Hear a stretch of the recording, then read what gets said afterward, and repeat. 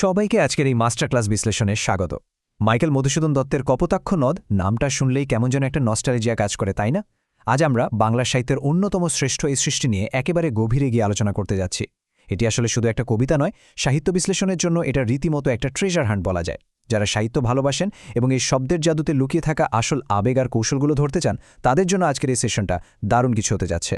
আমরা দেখব কিভাবে নিছক একটা নদী শুধু জলের প্রবাহ না থেকে একজন কবির শৈশব ভালোবাসার মাতৃভূমির একটা ভীষণ পাওয়ারফুল প্রতীকে পরিণত হয়। তো চলুন শুরু করা যাক। আজকের আলোচনায় আমরা মূলত যা যা কভার করব তা হল, প্রথমেই জানব কবিতার পটভূমি আর কবির সম্পর্কে।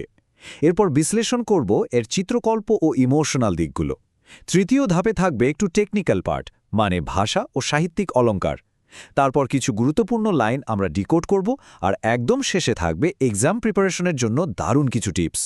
তাহলে চলে যাচ্ছি আমাদের প্রথম পর্বে, পটভূমি এবং কবি, স্মৃতিকাতরতার পেছনের মানুষটি।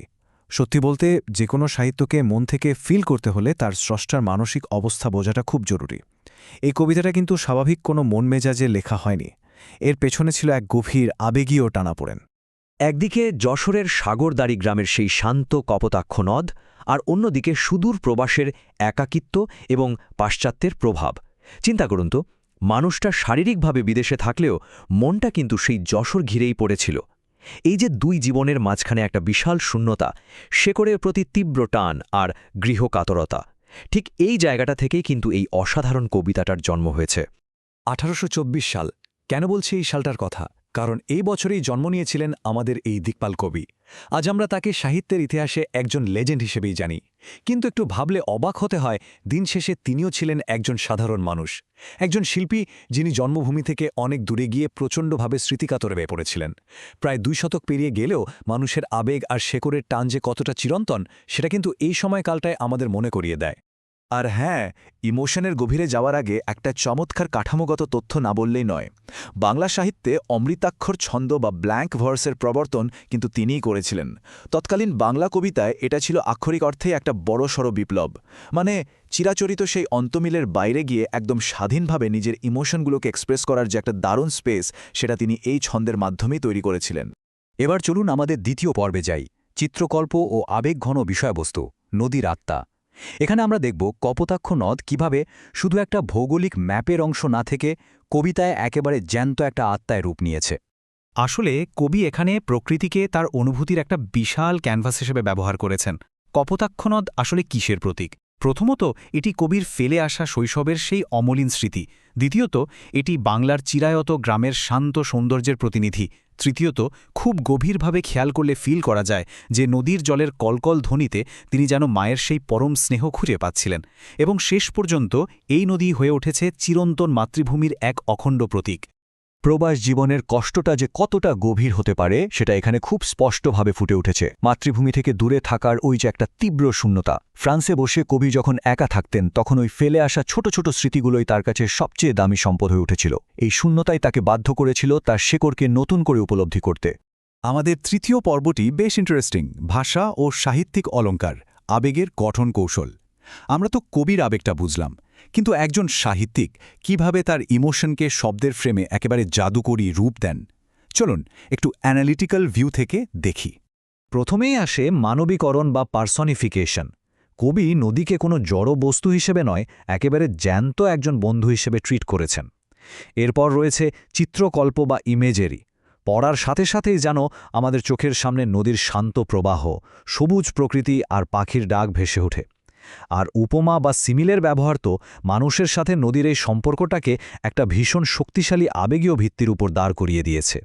এই জায়গায় রূপক বা মেটাফারের কাজটা একেবারে মাস্টার স্ট্রোক। এখানে নদী শুধু আর জলের ধারা নেই, এটি সরাসরি কবির হারিয়ে যাওয়া সুখ আর জন্মভূমির সমার্থক হয়ে দাঁড়িয়েছে।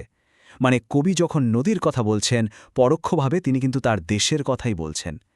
সাহিত্যের ছাত্র হিসেবে এই টুলসগুলোর আসল ইম্প্যাক্ট বোঝাটা ভীষণ জরুরি। এখন আমরা দেখব পর্ব 4, গুরুত্বপূর্ণ পংক্তির বিশ্লেষণ, পাঠোদ্ধার। এতক্ষণ আমরা যেসব তাত্ত্বিক বিষয় নিয়ে কথা বললাম, এবার দেখব সেগুলো মূল কবিতায় ঠিক কিভাবে রিফ্লেক্টেড হয়েছে। একটি দারুণ চিন্তার জায়গা হল কবি নদীকে স্মরণ করে আবেগাপ্লুত হয়েছেন। কথাটা শুনতে খুব সিম্পল মনে হলেও এর গভীরতা কিন্তু অনেক। নদীর ওই স্মৃতিগুলো তাকে এতটাই নাড়া দেয় কারণ এটা তার পুরো অস্তিত্বের সাথে জড়িয়ে আছে। আর পরীক্ষার জন্য যদি পয়েন্টটা গুছিয়ে প্রেজেন্ট করতে হয় তাহলে আমরা কিভাবে বলবো? খুব সুন্দরভাবে বলা যায় যে নদীটি কেবল জলপ্রবাহ নয়, এটি মূলত কবির শৈশব এবং গ্রামের শেকড়ের একটি আবেগীয় আয়না হিসেবে কাজ করে। ঠিক এভাবে সুনির্দিষ্ট অ্যানালাইসিস করতে পারলে পরীক্ষায় বেশ ভালো একটা রেজাল্ট আনা পসিবল। আরেকটি ভীষণ ইম্পর্ট্যান্ট থট হচ্ছে প্রবাস জীবন মানুষকে নিজের দেশকে আরও বেশি মনে করিয়ে দেয়। এটা কিন্তু শুধু মধুসূদন দত্তের জীবনের সত্যি নয়, একেবারে চিরন্তন একটা ইউনিভার্সাল সত্যি। দূরে গেলেই মানুষ নিজের শেকড়কে সবথেকে বেশি উপলব্ধি করতে পারে। একাডেমিক ভাষায় যদি বিষয়টা এক্সপ্লেইন করি, শারীরিক দূরত্ব আসলে আমাদের মানসিক সংযোগকে দুর্বল করে না, বরং আরও তীব্র করে তোলে। দূরে থাকলেই শেকড়ের টানটা সবচেয়ে বেশি অনুভূত হয়। আর এই সাইকোলজিক্যাল ব্যাপারটাই সুদূর ফ্রান্সে বসে এমন একটা কালজয়ী পিস লিখতে কবিকে ইন্সপায়ার করেছিল। চলে এসছি আমাদের শেষ পর্বে, পরীক্ষার জন্য প্রয়োজনীয় প্রস্তুতি, জ্ঞান যাচাই। ওকে, চলুন এবার একটু দ্রুত বোর্ড পরীক্ষার জন্য দরকারি কিছু পয়েন্ট রিভিউ করে ফেলি। ক্রিয়েটিভ কোয়েশ্চেন বা সৃজনশীল প্রশ্নের জন্য এই 3টে জায়গা খুব ভালোভাবে দেখতে হবে। 1. কপোতাক্ষ নদের মাধ্যমে কিভাবে দেশপ্রেম ফুটে উঠেছে। 2. কবির স্মৃতিকাতরতা কিভাবে বিশ্লেষণ করা যায়। আর 3. প্রবাস জীবনের বেদনা বলতে আসলে কি বোঝানো হয়েছে। এতক্ষণ আমরা যে থিম আর অলঙ্কারগুলো নিয়ে কথা বললাম সেগুলো দিয়েই কিন্তু এর একদম সলিড উত্তর তৈরি করা সম্ভব। আর এমসিকিউ এর জন্য কিছু ফ্যাক্টস একদম মাথায় গেঁথে রাখতে হবে।